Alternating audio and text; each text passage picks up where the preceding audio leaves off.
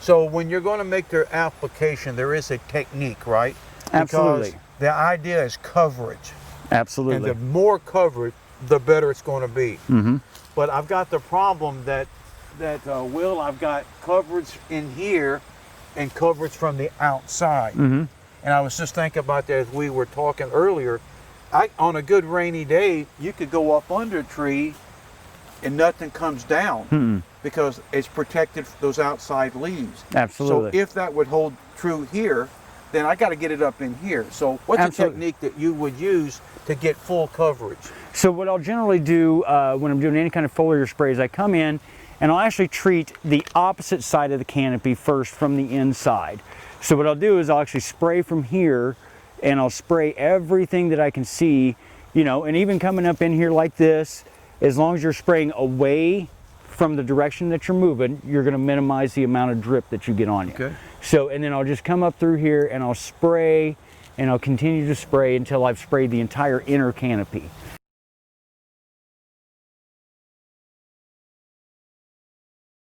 And then at that point, then I'll move around to the outside and spray the outside as well.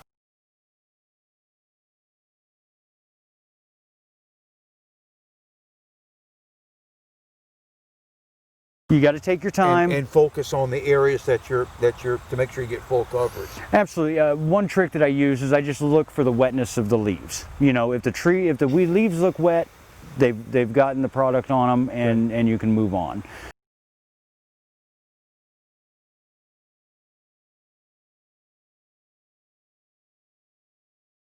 There is going by the label, Mm-hmm. and obviously these products, depending on what you're using, will require whether it's glove, eyewear, protecting your hands and your forearms, respirators.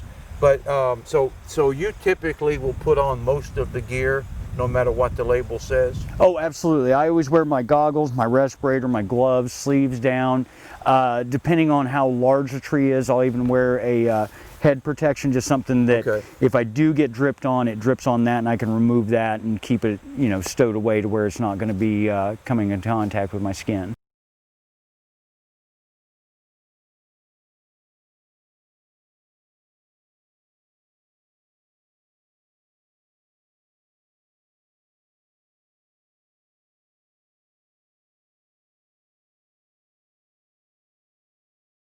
All right, so Will, it took a little bit longer than I thought, but what I noticed that you seem to be focused on, we're looking at the surface of the leaves being wet, but also the underside, because a lot of these critters may be on the underside or the diseases or what have you, right? Right, right. Now we used water because we picked this day on purpose on a windy day, because what we wanted to show was some drift. Yeah. And we saw plenty of drift coming off of it, even though you had relatively large drops. I was surprised how little wind. So is that one of the disadvantages of this application? Oh, absolutely, absolutely. You're constrained on not only you have to have dry days, you have to have calm days. So any days where the wind picks up over 5 miles an hour, you really can't be applying, because you end up, your product ends up so far downwind sometimes that it's just not practical. It's not safe. So trying to get applicators to understand that I can treat the tree under any wind condition. Yeah. I can use the wind the wind can be my friend, and use that wind to my advantage. But if you're out in the yard, and we're out here basically in a field, but if you were here in the yard, what would be some things that you would be concerned about? Oh, I'd be concerned about neighbors, because even if you're at a property treating a specific tree, only that client knows you're there, the neighbors wouldn't. And so if you're spraying and the tree, let's say the tree is next to a fence, and you're spraying the tree and the tree hangs over the neighbor's yard, well then there may be children in that yard, there may be pets in that yard, and it's really, the biggest concern I have is the contact after the application. I agree. So we could be looking at swings, swimming pool, dog pens. Absolutely. Anything at all, because I can't make an application here that everything stays here. Some's going to come on the ground, and so So a couple of issues here is, if it's not perfect, then we shouldn't be spraying.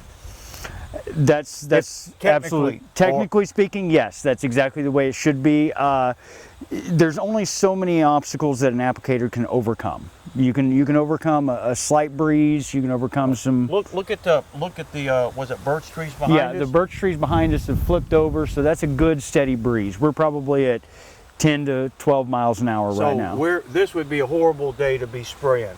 In a neighborhood, absolutely. There's no way to keep the product in a minimized location. Okay.